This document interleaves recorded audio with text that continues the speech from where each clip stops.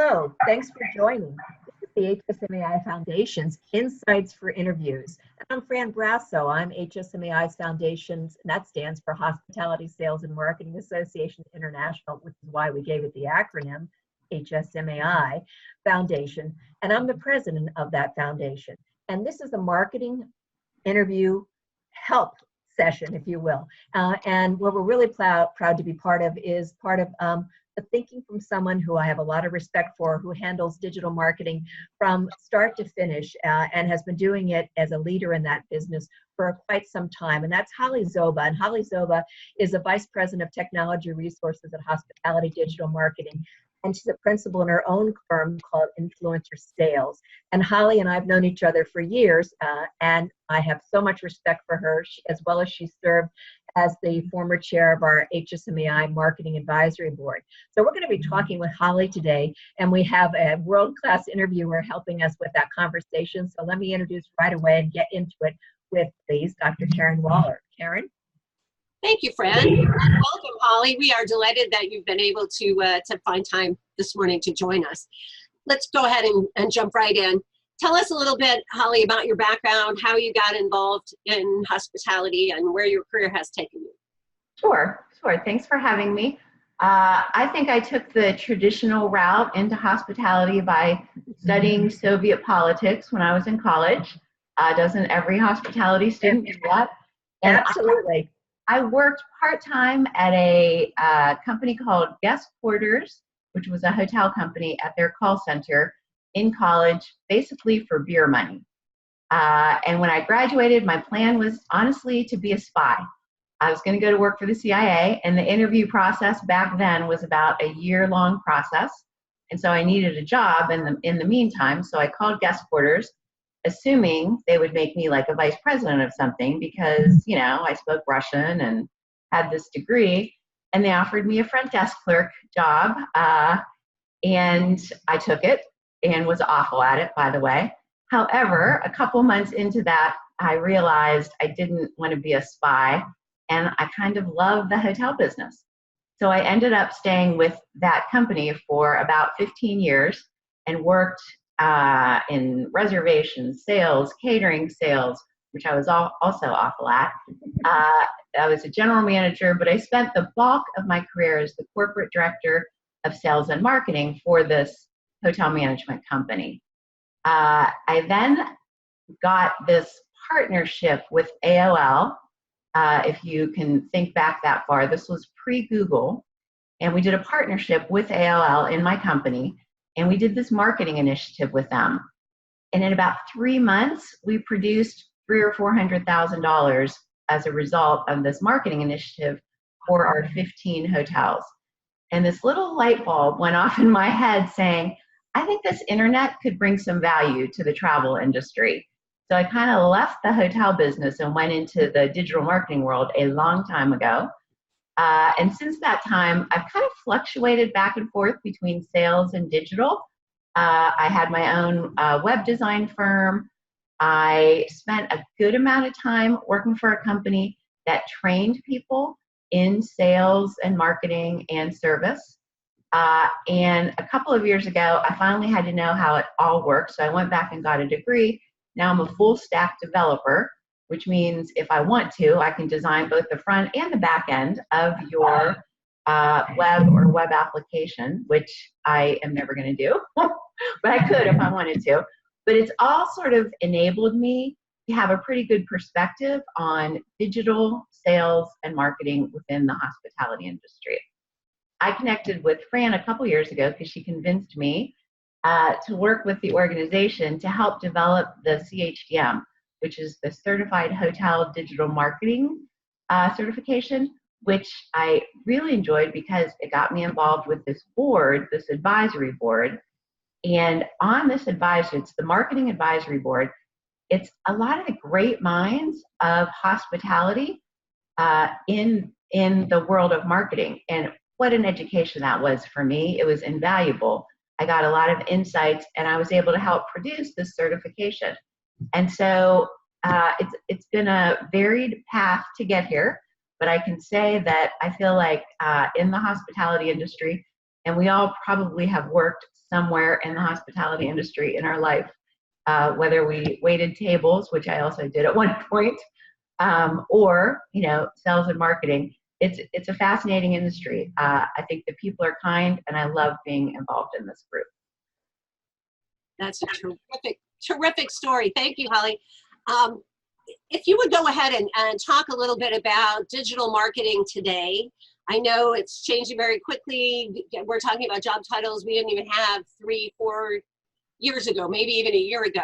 And talk a little bit about the different roles that are available right now in hospitality digital marketing. I refer to this time period as the Wild Wild West a little bit, still in digital marketing. I've put together a handful of typical positions in hospitality marketing. I say typical, even within these different titles, each company has really kind of different responsibilities. So I'll quickly go over them, but understand they change daily right now in digital marketing. Probably the most consistent one is the property level director of sales and marketing. A lot of properties combine the two. So one person wears the hat of being responsible for both sales and marketing, and then they may have other people reporting to them who specialize in one area or the other. This person typically is responsible for the top line revenue in a hotel, and often they'll have catering also reporting to them if they have that functionality. Another popular position is the director of e-commerce for a hotel, and this position is one of the most varied within the hotel companies, I'd say. But for the most part, they're responsible for the placement of your hotel. Where are you listed? How are you talked about? How are you presented on your website, on your brand listing, on the OTAs? So they're really responsible for making sure that your presence on the internet is accurate and compelling and you know, invites people to book your hotel. Another position is a social media manager. Obviously, this person has a little bit more focus, and they're often involved with creating the strategy for your social engagement with your existing guests and your hopefully future guests. Another position that you'll find primarily at independent hotels is the director of engagement or loyalty. Certainly the brands have this position, but it's normally at a corporate level. At the property level, this person is likely in charge of your database, oddly enough, your customer relation database, your CRM. And so they're responsible for creating a list of loyal customers and keeping them engaged. Then you have a content manager. And again, the content manager is typically responsible for writing content for your website, for the OTA sites, for your social engagement. They're going to be a support to any sort of strategy person. And then finally, you have a business intelligence position. Might be called an analyst. There's a bunch of different names for that. But this is really the person who's evaluating the money that you're spending and what your return is. How many people are you drawing to your website? Very analytical position, very scientific. That's in a nutshell. I mean, there's probably 1,000 more positions, and tomorrow they're going to be a little bit different. It really is an evolving world, which is fantastic. I think very exciting. But that's just to give you a flavor of what positions are available out there, I hope.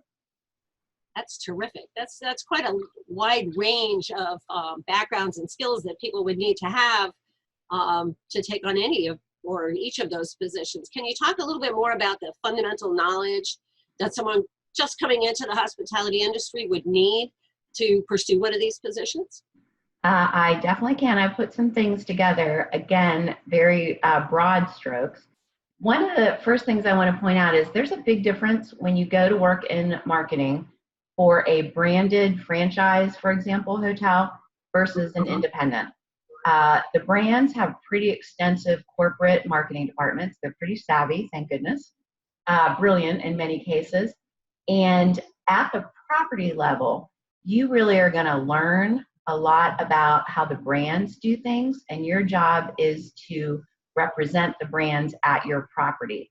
So to make sure that the way that you're communicating your property is in line with the brand vision, basically. So you're going to learn brand reporting. You're really going to learn sort of some very specific brand intelligence. For an independent, it's a little bit different. You probably are going to be more involved with setting the strategy for the hotel and potentially a little bit more hands-on. You're certainly going to be developing relationships with vendors. You're going to be hiring vendors to do your own website. And so vendor relationship is probably something you're going to have an understanding of. No matter what, it's going to be helpful if you have a little bit of a background in marketing strategy. The old 4 Ps, believe it or not, still apply. They just are used a little bit differently. Place, promotion, product, and pricing still are critical. It's just a little bit different the way that they're executed. You want to figure out your balance between social, paid media, owned, public relations. So that's when I refer to marketing strategy, it's really having an understanding of some sort of balance. It is great if you have some technical know-how, meaning, are you familiar with Google AdWords? Have you run Facebook campaigns? Have you run email campaigns? If you have done any of that, that is certainly a good skill set to bring to the table. And then finally, analytics. Again, this is very different at brand versus independence. At independence, they're probably using Google Analytics, maybe Omniture, which has a language all of its own. And you can get a Google certification in terms of their analytics. On the brand side, you're really going to have to learn the brand reporting. They have their own analytics that, you know, fundamentally you're tracking visitors to your website, you're tracking conversion, that sort of thing, but it's still going to be a different world on the brand side. So that's, you know, there's a million different things you ought to know. What I have found when I surveyed the members of our marketing advisory board, I said, when you're interviewing people, what are you really looking for? And I thought this was pretty interesting. Half the people said, we need a hospitality person, we'll train them on marketing. The other half said, oh, no, we need somebody who knows marketing, we'll train them on the hospitality side. So it's really not set in stone. Universally, what people want is someone with some curiosity and the ability to go out and research and teach themselves some things. This really is the wild, wild west. Things change constantly. I can give you a perfect example with the CHDM. We developed it in 2013 for the first time. I think we're on our 5th update versus the revenue management, I think, was developed 10 years before, and this is maybe their 3rd update. It's constantly changing. So what you have to be able to represent to someone you're interviewing with is, I have the ability to go out, Google it, watch YouTube videos, and teach myself how to learn some of these new things as they come up. That's a really critical skill. I hope that gives you some idea of knowledge base. It's a little bit broad. That's terrific. I think that somebody just coming into an interview is going to have a little more of a feeling as to what kind of questions to anticipate and how to maybe show that their background could relate to what you're talking, you know, to some of the positions you're talking about. In closing, Holly, can you give some advice to somebody who's maybe working outside of hospitality or just getting out of hospitality school and thinking about coming aboard, or somebody that's been doing something other area of marketing and is thinking about interviewing at a hotel level, and give them some insight and advice from your years of experience? Years and years, happy to. Again, I put some stuff together in that area. So one of the first things, and I mentioned this at the top, a lot of people are looking for hospitality experience. Don't be alarmed by that. If you've worked in a restaurant, you've probably had hospitality experience at a front desk. I learned a ton, including that I wasn't very good at it. You have to be very detail-oriented at the front desk, and I'm more of a big picture kind of person. So my advice is pretty simple. One of the big opportunities we have right now in hospitality is we work a little bit in silos. And so figuring out a way to really align the goals of sales, marketing, and revenue management is going to be a differentiator for you. if you can really take that perspective and understand the goals of revenue management and tie them into what you would do in marketing, you're going to be way ahead of the pack and frankly good for the hospitality industry. The two big trends that I think are going to dramatically change the way we do things are artificial intelligence and voice search. And so if you can educate yourself going into an interview maybe in those two areas, you don't have to be an expert, but start to read what's being possible and what's being done. I think that is probably going to be really helpful. And then the last thing, and this comes from my sales background, revenue forgives all sins. If you're making your numbers, nobody really cares how you get there, and it's true. However, in marketing, another big opportunity we have in the hospitality industry is the cost of different channels. And so being aware of your actual return on investment, even if you're hired to be the marketing creative person, really having a handle on how much it's costing you to get this business is going to be an asset, I think, to any employer. So those are really my tips. This is terrific, Holly. And obviously, someone that's going to be interviewing for one of these positions always needs to remember that they're part of the business strategy that's absolutely that's generating both the top line and the bottom line. So I would like to thank you and turn it back to Fran for a closing thought. My thought was how lucky I am to know the two of you and to invite anybody who's interested in hospitality to take a few minutes to listen to this overview on digital marketing and marketing.